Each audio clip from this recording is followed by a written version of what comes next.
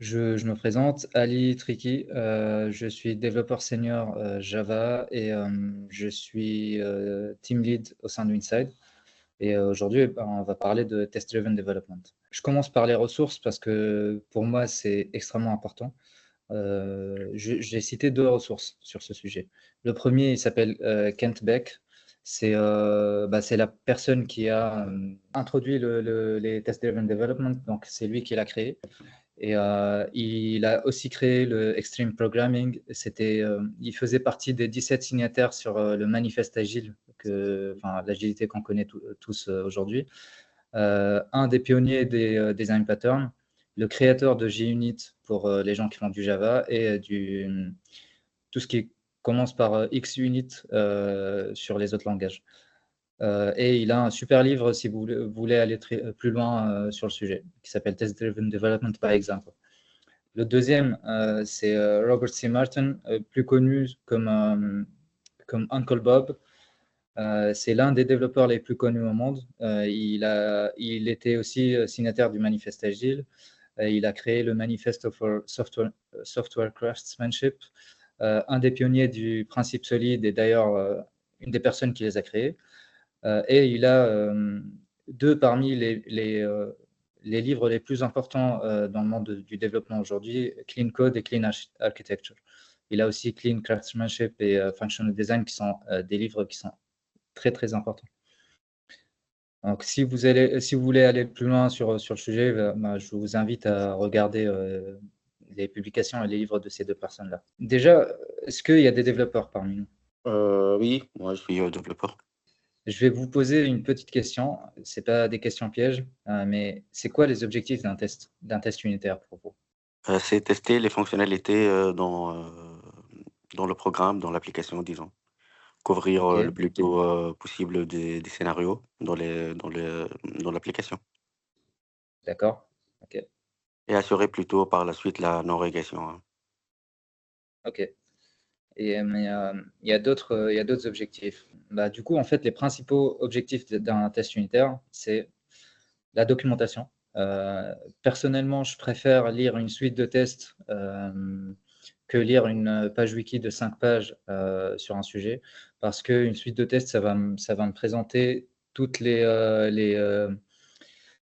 cas principaux et les edge cases d'un sujet. Il va me montrer ses limites. Deuxième point, c'est la validation. Ce point-là, c'est je suis sûr que mon code se comporte exactement comme je le veux.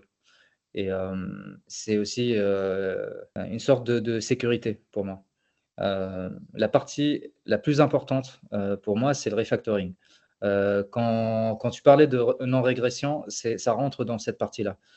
Une non-régression, enfin une régression, ça apparaît quand un développeur fait une modification et que ça va casser quelque chose qui a déjà été implémenté.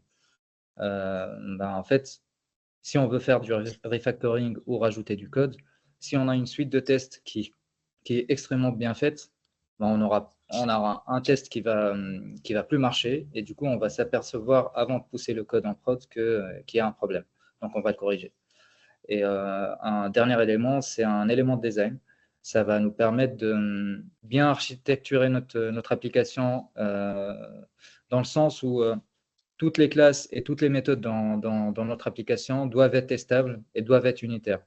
On ne va pas écrire des méthodes de 200 lignes, on ne va pas écrire des classes qui font 200 000 trucs. Sinon, on ne pourra pas les tester. C'est ça les principaux objectifs d'un test unitaire. Maintenant, je passe au TDD. Donc, le TDD, c'est un paradigme, c'est une façon de faire. C'est un peu différent, enfin, c'est vraiment différent de ce qu'on fait d'habitude. Mais je vais vous démontrer aujourd'hui que c'est très utile. Alors, ça peut être très frustrant, ça peut être énervant des fois, mais en fait, une fois on est habitué à le faire, c'est un peu amusant et c'est vraiment utile. Donc le but, c'est de commencer par la phase rouge. Donc je vais écrire un test qui ne marche pas.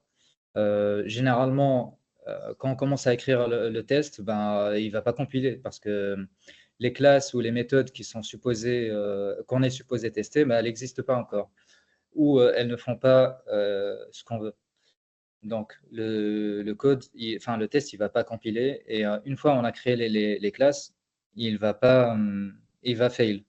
Quand je lance mon test, il ne va pas marcher parce que la fonctionnalité n'a pas été implémentée. Donc, ensuite, on passe par la phase green. Donc, c'est la phase pendant laquelle on va implémenter le code de prod. Cette phase, on a des conditions en TDD. On ne peut pas faire comme on veut. Les conditions, c'est première condition, je vais écrire le minimum possible de code. Donc, le minimum possible de code pour faire passer mon test. J'ai un exemple tout à l'heure, vous allez voir. Mais là, je vais écrire un minimum possible de code pour faire passer le test. Deuxième règle, je ne dois pas improviser, je ne dois pas anticiper. Donc, je sais au début du développement le scope de mon application, mais je ne vais pas tout implémenter et je vais même pas, enfin, je vais faire le minimum, quoi. Et troisième règle, c'est le code de prod doit être moins spécifique que le code de test. Donc, à mesure d'écrire les tests, en fait, le code de prod et les tests vont diverger. Les tests deviennent de plus en plus spécifiques, ils vont de plus en plus dans le détail, mais le code de prod, il devient de plus en plus générique. C'est-à-dire que si j'ai 5 conditions dans les tests, bah, pas forcément je vais avoir 5 conditions dans le code de prod. Sinon, ça sera une boucle infinie là-dedans. Et troisième étape, ben, c'est le refactoring. Donc, la fin de la deuxième étape, c'est quand je lance mon test, il marche. Troisième étape, c'est le refactoring. Je vais regarder le code de prod et le code de test et décider ben, si je dois faire des modifications ou écrire autrement. Et ensuite, ça va continuer. Donc, c'est un travail cyclique et on va faire ça pendant toute la partie développement. Première vue comme ça, on se dit ça va être beaucoup plus lent que écrire du code normal, enfin à la façon normale. Mais je vous assure qu'il y a beaucoup d'avantages en fait, à cette méthode de travail. Je pense pour les développeurs qui ont eu un peu d'expérience, on a tous rencontré du code qui était bien pourri, on se dit il faut absolument que je modifie ce code. Et au bout de 5 minutes, quand on commence à regarder des 5 if imbriqués avec plein de commentaires dans le code et tout ça, et surtout des commentaires du type c'est fait comme ça parce que, ou un commentaire du type faut pas toucher à ça, ben, on va se dire jamais de la vie je vais toucher à ce code. Au final, si on a du code comme ça dans l'application, ben, en fait, ça va faire que diminuer la qualité de code et dans le futur, la qualité de code ne va pas s'améliorer. Tout à l'heure, je vous ai cité deux références. La deuxième référence, Uncle Bob, il parle d'un bouton imaginaire.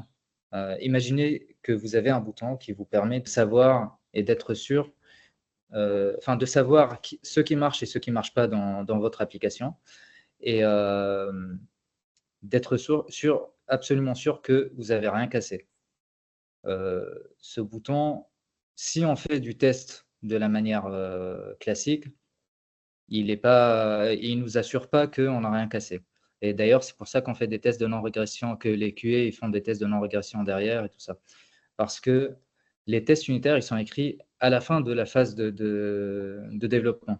Et l'inconvénient avec ça, c'est que généralement, les développeurs, ils arrivent à la fin de la phase de développement, ils n'ont plus la motivation d'écrire les tests parce qu'ils savent que leur code, il marche, ils l'ont déjà testé à la main, et donc ils vont juste faire du travail répétitif.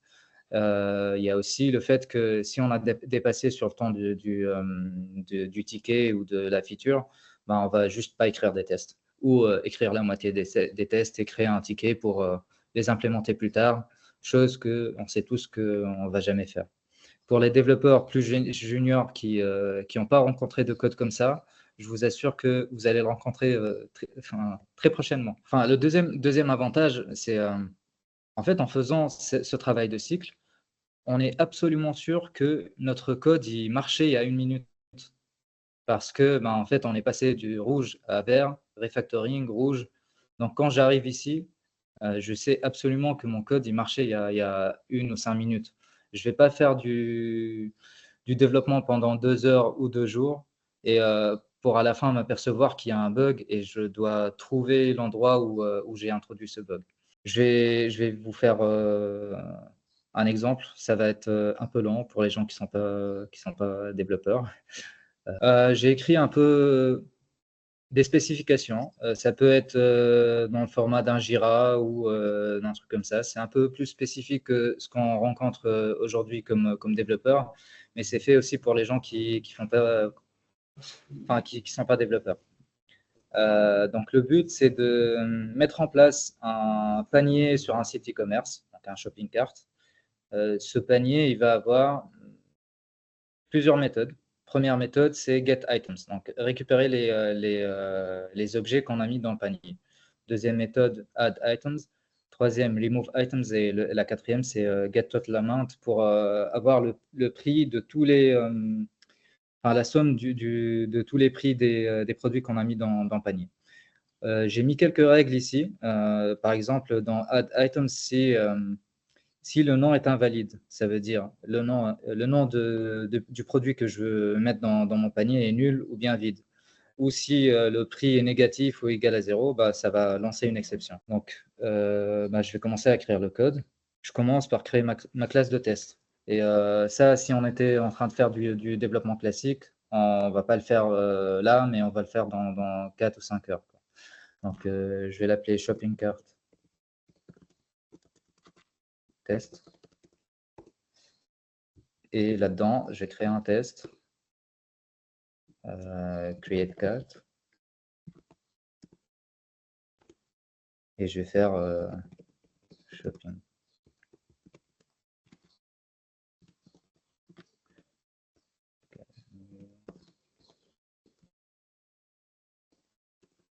Désolé pour les non-développeurs, c'est vraiment technique. Du coup, là, j'ai créé une instance j'ai créé une instance de mon panier, mais bizarrement, c'est rouge. Et on est dans la phase rouge. C'est normal parce que cette classe n'existe pas encore. Je ne l'ai pas implémentée. Donc, je vais la créer. Je vais utiliser pas mal d'aide de mon IDE aujourd'hui. Donc, j'ai créé mon panier, ma classe panier. Je lance mes tests et ça marche. Alors, mon test, il marche. Par contre, ce n'est pas vraiment un test parce qu'il ne fait rien. Il va juste créer une instance de cette classe. Mais je m'en fous. Je vais laisser et je vais rajouter un autre test. Je vais dire, en regardant ici les spécifications, bah, première méthode, c'est get items pour récupérer les éléments. Je vais faire empty cart. Et je vais refaire la même chose ici. Et assert.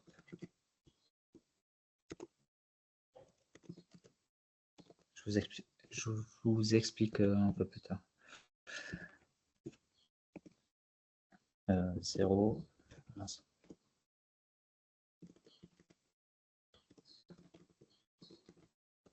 N'hésitez pas à m'interrompre quand vous voulez. Même si vous n'avez pas compris quelque chose dans le code, allez-y, pas de souci. Size.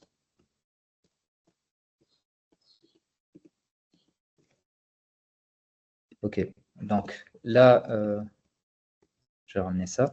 En fait, là, mon test, je crée un panier et à chaque fois que vous voyez le assert, c'est juste pour vérifier quelque chose.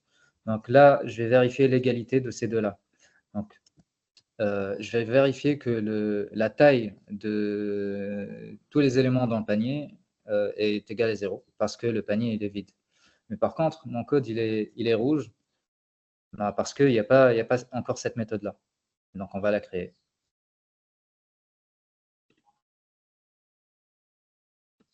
On va la créer. Et pour faire marcher ce test, ben, en fait, là, on va s'attendre qu'il n'y a pas d'éléments dans le truc. Donc, je vais faire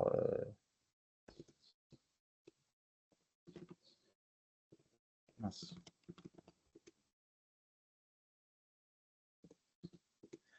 Je vais faire ça. Pour les développeurs qui sont là, ils vont être un peu frustrés parce que ce code-là, en fait, il fait rien du tout. Il va juste retourner une collection vide. C'est comme une liste vide, mais il va faire marcher le test. Et c'est ça le but, en fait. Je vais pas aller plus loin. Maintenant, je passe à la partie refactoring. Sur mon code ici, j'ai rien à refactorer. Je vais juste fermer ces deux-là. J'ai rien à refactorer parce qu'il y a vraiment pas grand-chose. Sur mon code là, je vois que j'ai de la redondance. J'ai cette ligne qui est répétée. Donc, ce que je vais faire, c'est déjà ça, je vais le rendre before each.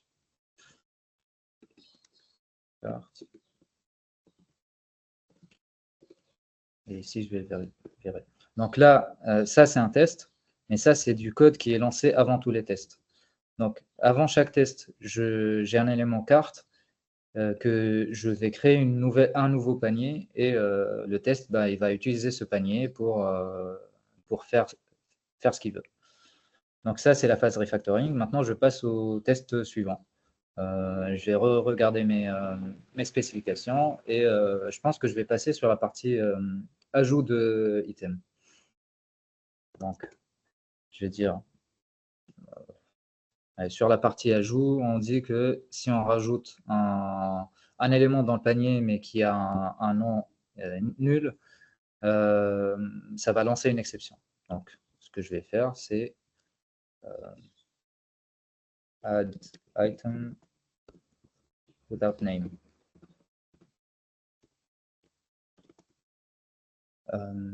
Là, en fait, je dois m'assurer que ça lance une exception. Donc, je vais utiliser une méthode qui s'appelle assertThrows.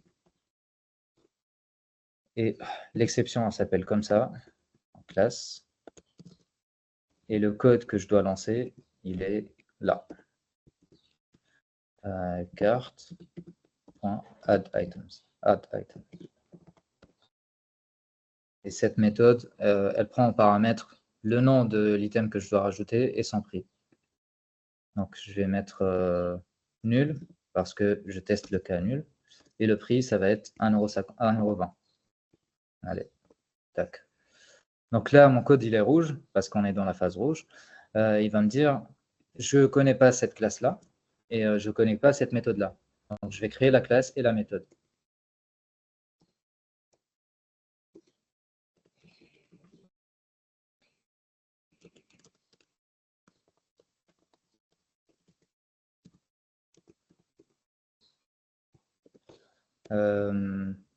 En Java, en fait, on appelle une exception, c'est une erreur. C'est une représentation d'une erreur.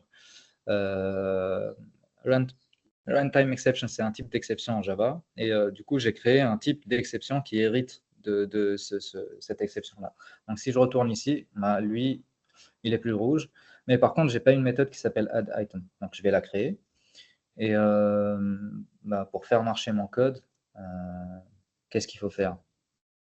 Là, à chaque fois, enfin, mon test, c'est si je rajoute un item avec un nom nul, ça va lancer une exception.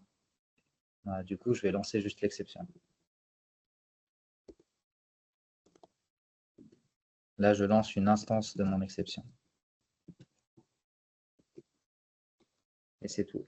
Je relance mes tests. Ils ont l'air de marcher. OK, donc, deuxième cas, ça va être, je rajoute un item, mais avec un nom qui est vide. Il n'est pas nul, mais c'est une chaîne de caractères qui est vide. Donc, add item with empty. N'hésitez pas à m'interrompre.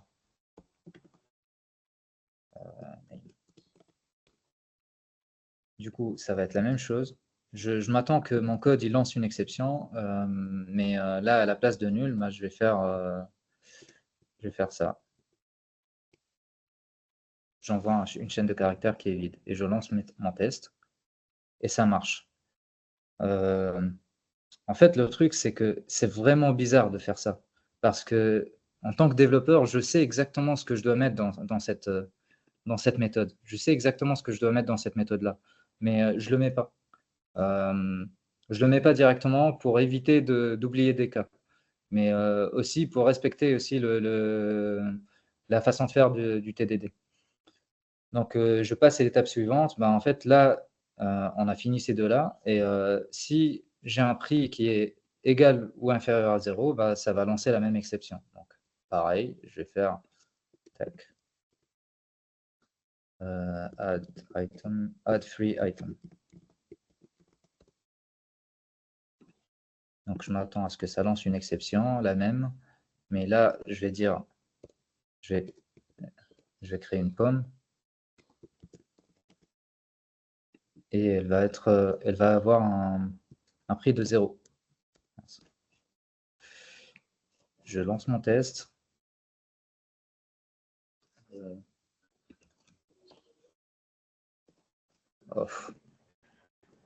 Je galère un peu aujourd'hui. Je vais lancer mon test. Et ça marche. J'ai pratiquement rien écrit dans mon code de prod, mais ça continue de marcher. Donc, je ne vais pas me plaindre. Je vais créer un autre test. Add item with negative price. Et là, je vais mettre, ça coûte moins 1,2 €. Donc, si je l'achète, le vendeur doit me rembourser. Et ça lance, là, je vérifie que ça lance une exception. Donc, ça marche. J'ai pratiquement fini la feature en écrivant une ligne. Je pense que je suis un super développeur. Ok, maintenant on passe aux choses sérieuses. Et juste, il faut tenir en compte qu'en fait, en TDD, il faut pas aller droit au but. On n'est pas à Marseille. Il faut éviter à tout prix de faire la feature qu'on veut faire. Et c'est contre-intuitif. En fait, il faut faire tous les cas non passants, tous les cas qui sont à la limite de la logique, parce qu'un jour ou l'autre, un utilisateur va les exploiter. Quelqu'un va mettre un produit dans le panier et forcer le prix négatif. Ça va arriver, du coup, on doit l'anticiper. Du coup, là, je crée un item dans le panier, mais qui est valide, quoi. Donc, add valid item. Et là-dedans, je vais m'assurer que ça ne lance pas d'exception. Assert does not throw. Et là, je peux écrire directement carte.add item et je vais écrire, allez, je vais mettre une orange qui coûte 3 €. Très cher pour une orange, mais bon. Et ensuite, je vais vérifier que mon panier contient un élément, parce que dans le cas d'un panier vide, là, on s'assure qu'il contient 0. Mais dans mon cas ici, je vais m'assurer que ça contient un élément. Donc, certes, 1, carte.getItems.size. Ok, je lance mon test. Et là, ça marche plus. Pourquoi? Parce qu'on n'a rien implémenté. On a mis en dur qu'à chaque fois que je fais un add item, ça va lancer une exception. Maintenant, il faut modifier. Donc là, j'ai rajouté une orange. C'est un item qui est valide. Le nom et le prix sont valides. Et ça ne doit pas péter. Donc, qu'est-ce qu'il faut faire? Je pense qu'on est arrivé au moment où il faut commencer à rajouter un peu de logique. On va se dire, à un moment donné, les items qu'on va rajouter dans le panier, il faut les enregistrer quelque part. Et ce quelque part, ça va être ici. Je vais dire, donc là, je m'aperçois que j'ai objet ici, alors que j'ai besoin d'un string et un double pour le nom, et une chaîne de caractères pour le nom et un double pour le prix. Donc,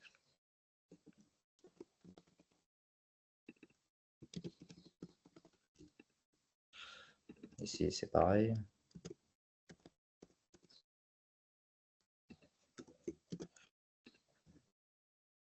Ok, donc je vais enregistrer mes items dans un truc qui s'appelle items.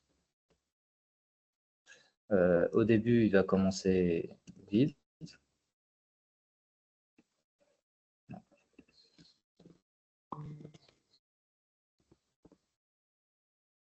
Là, quand on récupère les items, ben, on va retourner le item, la liste des items. Et quand on fait un add, ben, à la place de faire throw, qu'est-ce qu'il faut faire? Donc là, ben, il faut juste... là, il faut rajouter de la logique.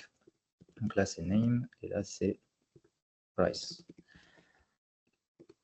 Pour faire passer tous les autres tests qui étaient verts déjà, ben, il va falloir ajouter une condition. Donc si le name est égal à nul, name.isEmpty ou price est inférieur ou égal à 0, ben on va lancer cette exception. Sinon, on va faire autre chose qui est return non, items.add input, pardon.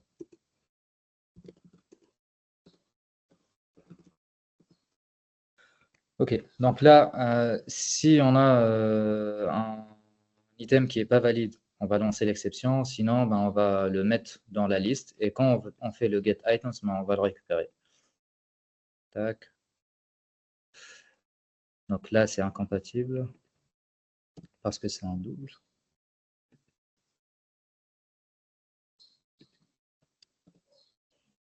J'imagine que c'est ça. Ok. Ça marche. Je vais rajouter aussi une autre spécification. Je vais faire assert true de carte contains key.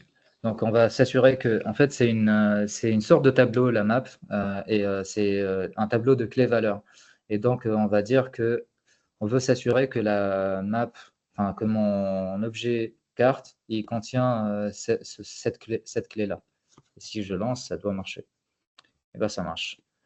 Donc là, on a commencé par faire des petits jeux et tout ça, et on arrive à la fin avec du code qui marche. Et du code qui est, là c'est la partie refacto, je vais enlever ça, du code qui est bien testé en fait.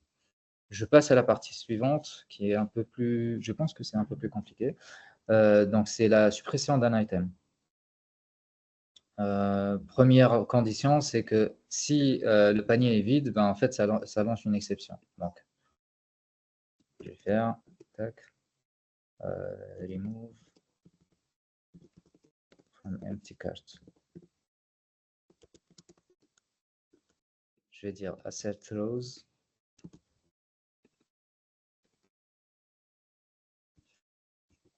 Le nom de l'exception, c'est empty cart exception, c'est pas la même exception. Et là, c'est remove item.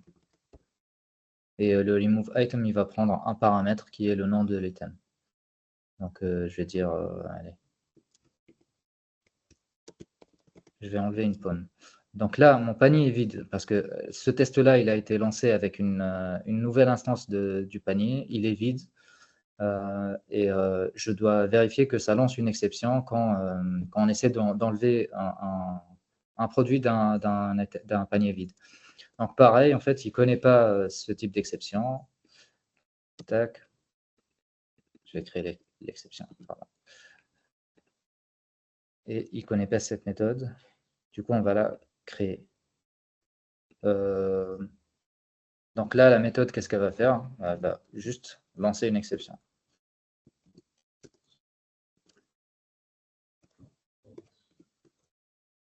Je pense qu'il me manque un new aussi.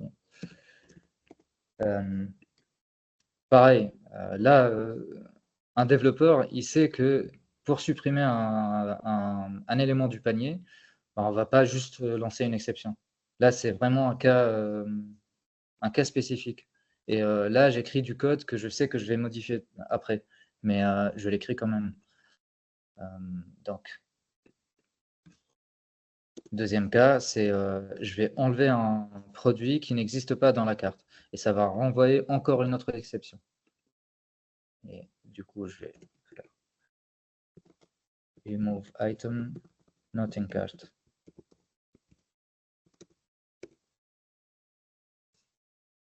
Je vais coller ça ici, juste pour l'instant. Donc là, ça doit lancer cette exception-là. Et pour ce test-là, je vais rajouter un item dans la carte. Donc je vais dire carte add. Et je rajoute, allez, je rajoute l'orange et je supprime la pomme. Orange qui coûte 16 €. Le petit d que je rajoute là, c'est juste pour Java, pour lui dire c'est un double, c'est pas un int. Ok, donc j'ai rajouté une orange qui coûte 16 € et j'essaie de supprimer une pomme. Là, ça marche pas parce que cette classe n'existe pas. Encore une fois, je vais l'implémenter ici. Tac, et je lance mes tests. Et ce test, il marche pas. Parce que dans cette méthode, à chaque fois, on va renvoyer le type d'exception empty cart. Donc, qu'est-ce qu'il faut faire? Bah, faire un if. Bon, là, ça va s'appeler name. Donc, je vais dire si mes items ne contiennent pas, enfin, mon panier ne contient pas ce produit, je vais lancer le deuxième type d'exception. Items.contains key. Ça, c'est un opérateur d'inversion. Donc, si mes items ne contiennent pas la clé qui est passée en paramètre, je lance l'exception, la dernière, unknown item exception. Sinon, ben, mon code il va passer dans sinon mon code il va passer ici.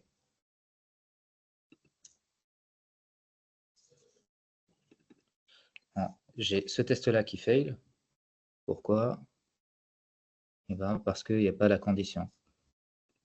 Donc là, je vais dire if items is empty. Donc, si le panier est vide, on va lancer cette exception-là. Et sinon, si les items ne sont pas contenus, ben, on va lancer cette exception-là. Ça ne marche pas non plus.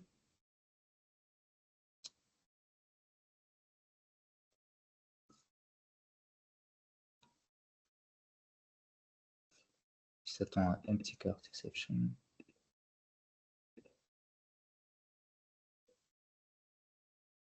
Je pense que les parenthèses sont obligatoires sur les if, je suis pas sûr.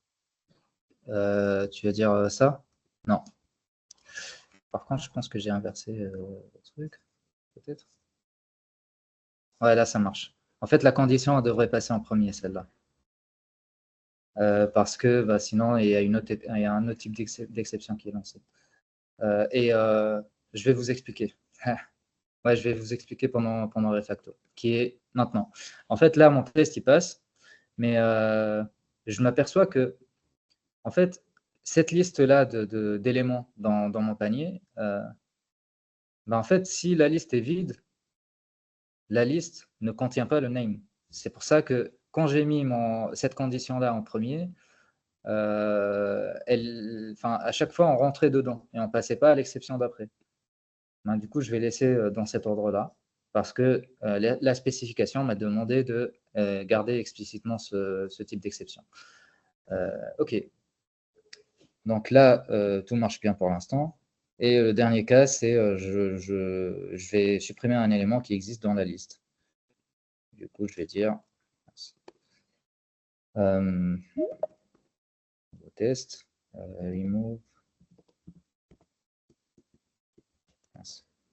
remove item, tout simplement. Et là-dedans, je vais rajouter un élément, tac, qui est mon orange à 16 €, et je vais la supprimer. Et je vais m'assurer que ça ne lance pas d'exception. Throw. Tac.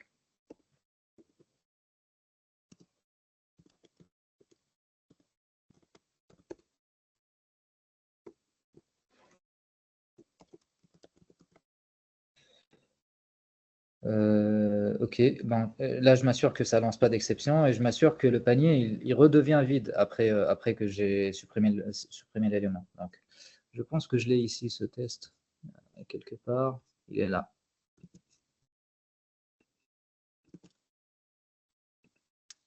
Est-ce que ça va marcher?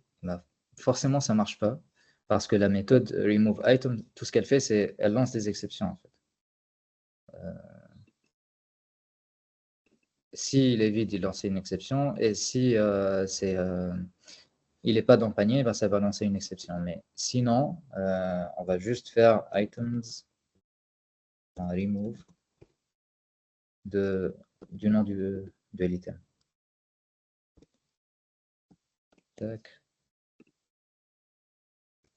Et là, tout marche bien. Je ne vais pas faire le dernier, mais en fait, en regardant ce code, je me dis, bon, là, petit refacto, tac. En regardant ce code et en regardant la façon dans laquelle j'ai écrit mon code de prod et mon code de test, je me dis, c'est quoi les avantages? Eh ben, en fait, tout à l'heure, j'ai parlé d'avantages, mais il y en a d'autres. Déjà, est-ce qu'un des développeurs connaît ce qu'on appelle cette façon d'écrire? Écrire les cas non passants avant et les cas passants après. Code défensive? On appelle ça happy path. Happy path, c'est si je suis pas content, je m'arrête là. Si je suis content, je continue le code. En fait, l'inverse de ça, et c'est ce qu'on trouve dans 90% du code aujourd'hui, c'est du code écrit de cette façon-là. Je vais vous montrer. Du code écrit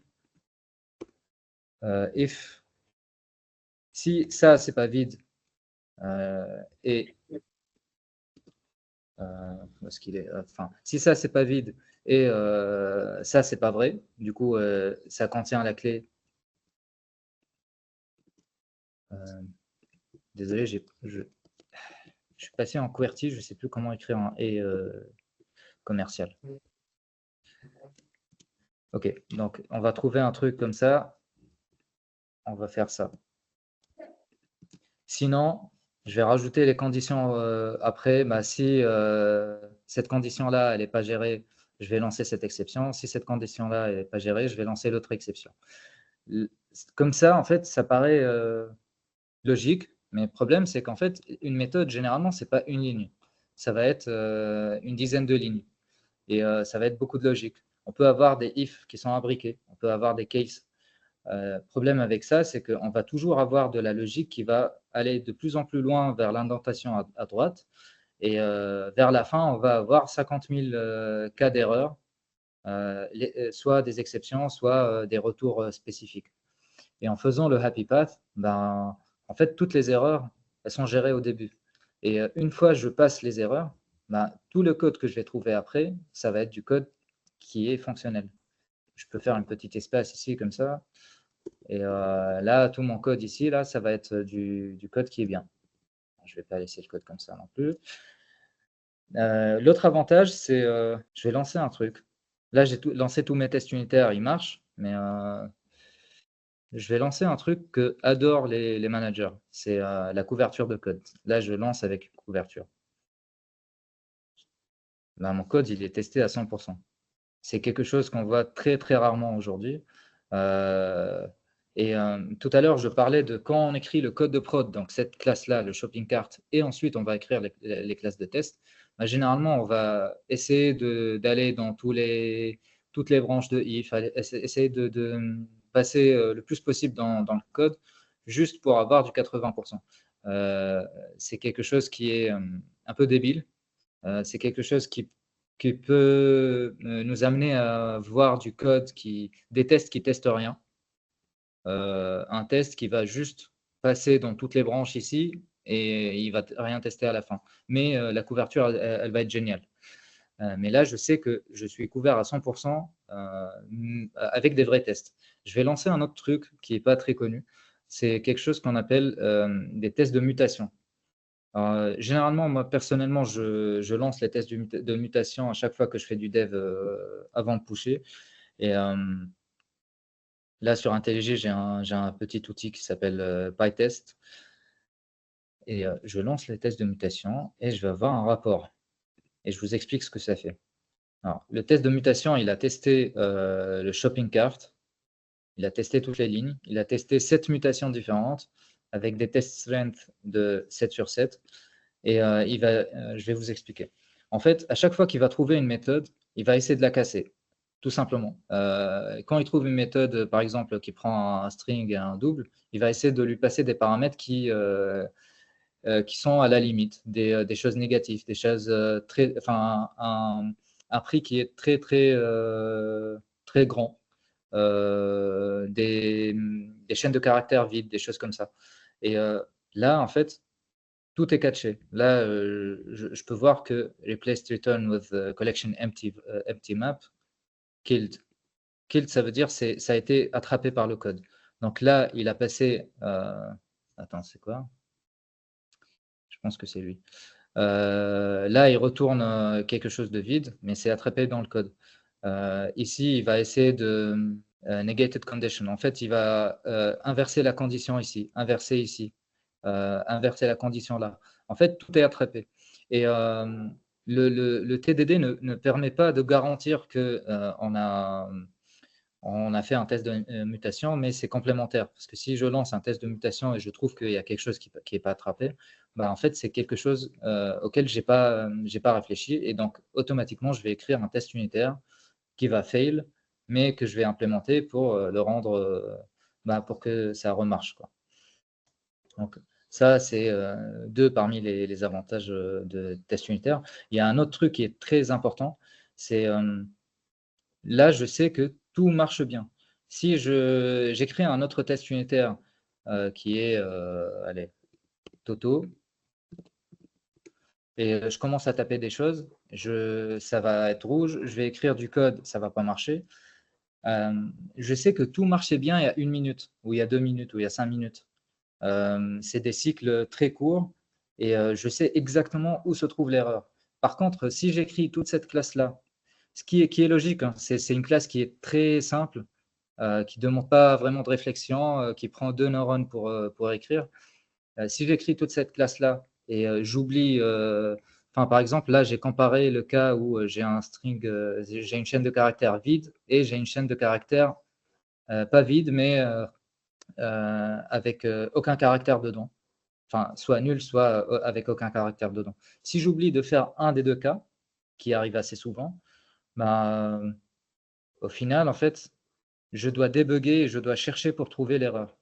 Mais là, je sais que l'erreur a été introduite tout de suite. Donc, je sais exactement le code que j'ai modifié et je peux le réparer très rapidement. Donc, ça c'est aussi un autre avantage du TDD.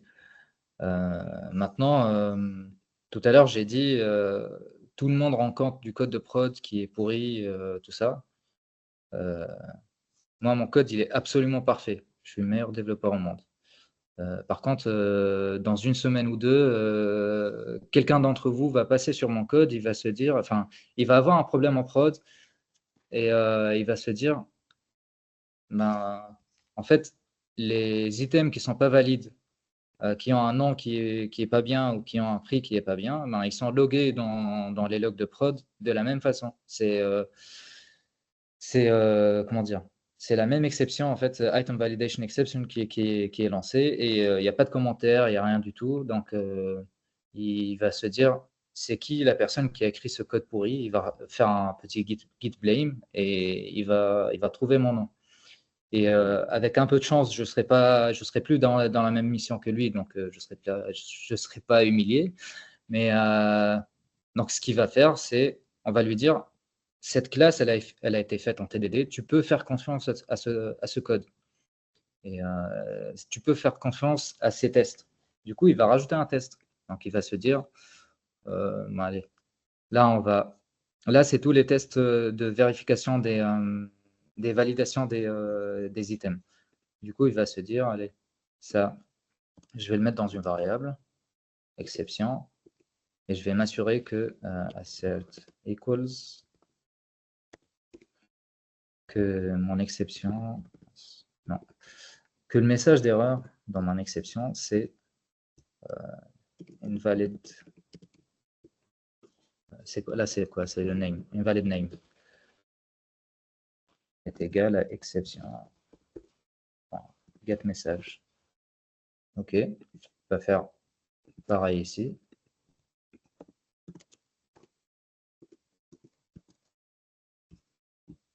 Pareil là. Mais par contre, là, ça va être invalid price parce que c'est pas la même chose.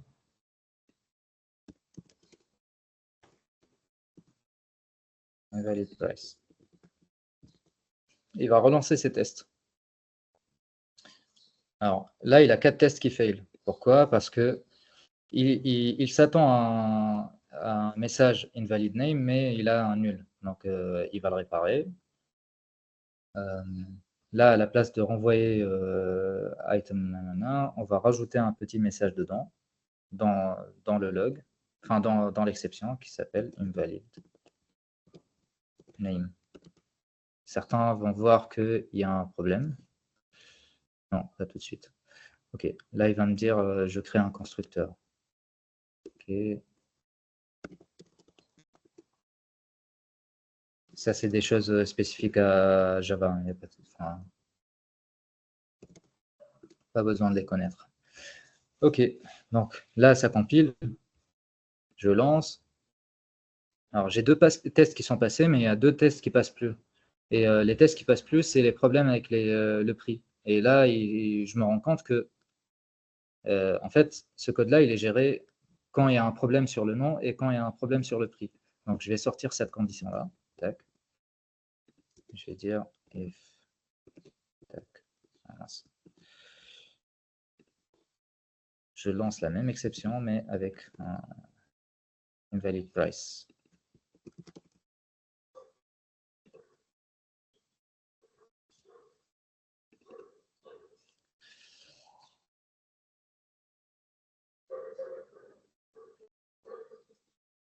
Là, il y a un problème. Parce qu'on s'attend qu'on reçoit un invalid price, mais on a reçu un invalid name. Mais l'autre, il est passé.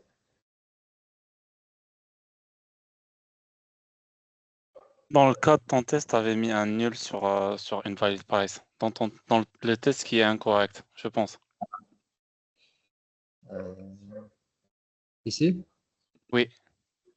Oui, mais là, en fait, si je mets un nul ici, normalement, ça lance une exception comme quoi c'est le prix est Mais invalide. il rentre dans le premier if. Tu es en train de tester 2 fois. Ah oui, oui, pardon. Oui, tu as raison. Donc, lui, je vais mettre ça et je relance mes tests. Et donc là, ça marche. Et du coup, la personne qui s'est rendu compte que j'ai écrit du code qui n'est pas très bien, ben, en fait, très facilement, il a pu modifier mon code. Même si mon code de prod était complètement pourri, ben, le code de test, il est bien fait, il est bien écrit. Il peut lui faire confiance. Et en fait, il peut uniquement lui faire confiance si toute l'équipe travaille dans la même méthodologie et s'il y a des code review assez strict sur tous les commits. Par exemple, là, le nul que j'ai mis ici, bah, quelqu'un comme toi qui me fait la code review, il va me dire attention, qu'est-ce que tu fais là? Tu testes un autre cas. Par contre, si on était dans un mode classique, bah, ils vont juste passer en diagonale et dire bah, en fait, le code de prod, il marche bien, je ne vais même pas regarder les codes de test. Et ça se fait dans pratiquement 80% des boîtes. Les gens, ils ne regardent pas le code de test. J'arrête le partage sur cet écran. Mais là, j'ai montré un exemple avec des messages, mais ça peut être dans n'importe quoi. Là, on a un panier qui est très, très basique. Demain, on pourra vouloir créer un objet item qui va contenir plus d'informations que le prix et le nom et retourner une liste ici à la place. Donc, la personne, elle va directement aller ici et elle va dire genre liste de type item égale à carte.getItems. Et là, ça ne marche pas parce qu'en fait, il ne retourne pas ce type-là. Mais du coup, il va implémenter le code de prod pour retourner ce type-là. Donc en fait, c'est frustrant de l'écrire comme ça. Mais une fois on commence à écrire, on ne se rend pas compte quand on a fini de développer en fait. On est en train d'écrire les tests et on a fini de développer. Et après la fin du développement, je ne suis même pas obligé de retester à la main parce que je sais que mes tests ils marchent. Je vais juste revérifier mes cas de test s'il manque quelque chose et je vais refactoriser. C'est ça principalement le TDD. Est-ce que vous avez des questions là-dessus?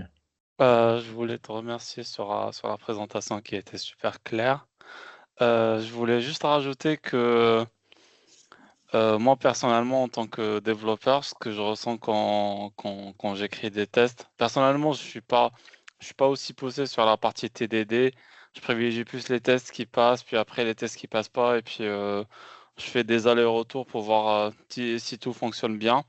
Par contre, j'ai le réflexe de quand je comprends pas le code base, plutôt avant d'ouvrir un code base, je pars directement sur les tests parce que souvent c'est beaucoup plus facile de lire des tests que de lire du code base. Parce que le but d'un test, c'est vraiment comme tu l'as dit, c'est de la documentation. Par contre, ce que j'aimerais rajouter, c'est que en fait, le test, c'est comme à peu près, je dirais, un sac de boxe, où le fait de frapper, on a un certain retour. Et pour construire une certaine expertise, on a besoin de retours. Genre, imaginez que par exemple, vous êtes un vendeur de pizza, vous vendez 100 000 pizzas, mais que vous ne savez pas si votre pizza, elle est bien vendue, les gens la mangent, elle finit pas à la poubelle. Et en fait, les tests, c'est ça, c'est-à-dire récupérer des informations et de savoir si on a fait un bon boulot. Donc, c'est un retour d'information parce que ne pas écrire de test, c'est à peu près marcher sans boussole. On ne sait pas où on se trouve. Voilà. C'est pire que ça. Alors, je suis complètement d'accord sur tout le reste, mais c'est pire que ça. Parce que là, tu marches sans boussole, mais le problème, c'est qu'en fait, tu peux induire en erreur un projet entier. Tu vas avoir du code qui n'est pas modifiable, qui est une dette technique pour tout le monde. Et tu peux trouver ta destination et partir ailleurs, alors que 10 autres personnes vont te remplacer et trouver un projet qui est plus gérable. Euh, Moi, j'ai déjà travaillé sur du code qui était vieux de 10 ans et qui avait une dizaine de if imbriqués. Ce code-là, en tant que développeur, tu peux même pas le comprendre pour essayer de le décortiquer. Et quand tu regardes les tests, bah, si c'est pas bien fait, tu vas voir un test qui fait assert true 1 égale à 1. C'est vérifier que 1 égale à 1 et c'est tout. Mais Des tests passoires. oui, ouais, c'est ça. En fait, tu vas trouver des taux de couverture à 90%. Ça va passer dans toutes les branches, mais ça va tester aucune feature. Et du coup, du moment où tu commences à modifier le code, tu vas casser des choses. Et donc, personne ne va le faire. Et au final, personne ne va le comprendre. Et on va finir avec du code qu'il faut brûler, quoi. Il faut refaire le projet. Donc, en fait, le pire des choses, c'est de ne pas avoir de tests ou d'avoir des tests de mauvaise qualité. La meilleure des choses, c'est d'avoir du TDD parce que les tests, ils sont mieux écrits que le code de prod. Les spécifications sont mieux décrites dans les tests que dans le Jira qu'on a pris pour implémenter la feature ou dans la page de doc. Et c'est exactement ça quand tu as dit tu préfères lire les tests que lire le code. En fait, généralement, le test il est beaucoup moins complexe que le code et beaucoup plus explicite que la documentation. Ah oui, bien sûr, parce que déjà, l'une des bonnes pratiques sur les tests, c'est d'écrire un test qui est clair, genre avec les trois briques given, when, then. Le Ouais. test, faut pas qu'il contienne de la logique. Et souvent, le code en prod, il contient, on va dire, du code à partir d'autres modules, à partir d'autres bibliothèques. Et souvent, genre, à première vue, ça prend beaucoup de temps pour comprendre. Alors que le test, tu sais explicitement ce qu'il fait. Donc, Ouais. oui. En fait, tout à l'heure, je parlais de ces 4 objectifs de test unitaire. La partie design, ce que tu as cité maintenant, en fait, le code de prod, généralement, oui, ça va interagir avec plein de briques différentes et tout ça. Mais si on commence un projet from scratch, écrit en TDD, en fait, ça va nous forcer à avoir des abstractions et comment dire, à siloter les dépendances externes et avoir du code qui contient la logique qui soit très petit en taille et très facile à décortiquer, à tester. Parce que je ne peux pas écrire un test sur du code, enfin, je ne peux pas écrire du code pour faire marcher un test et que le code soit très, comment dire, très complexe. Parce que, comme je vous ai dit tout à l'heure, je vais écrire uniquement le code qui va faire passer mon test. Donc, je ne vais pas finir avec une classe de 500 lignes pour une vingtaine de tests. Ce n'est pas possible. Ça va me forcer à casser les choses. Et il y a une autre, il y a un autre truc, en fait, tout à l'heure, je vous parlais de le code de prod et le code de test, à un certain moment, ils vont diverger. Et du coup, tu peux avoir plusieurs classes qui sont testées dans une seule classe de test. Et c'est normal, il ne faut pas avoir peur de ça. Parce qu'aujourd'hui, généralement, on a classe carte testée par les cartes test, la classe item qui est testée par item test, je ne sais pas quoi. Enfin, il ne faut pas avoir peur de casser ces règles-là et de diverger le code. Bon, bah, du coup, je vous remercie pour votre présence. J'espère que ce n'était pas pénible pour les gens qui font pas que écrire du code toute la journée. Et j'espère que c'était un peu agréable et pas très frustrant pour les gens qui le font.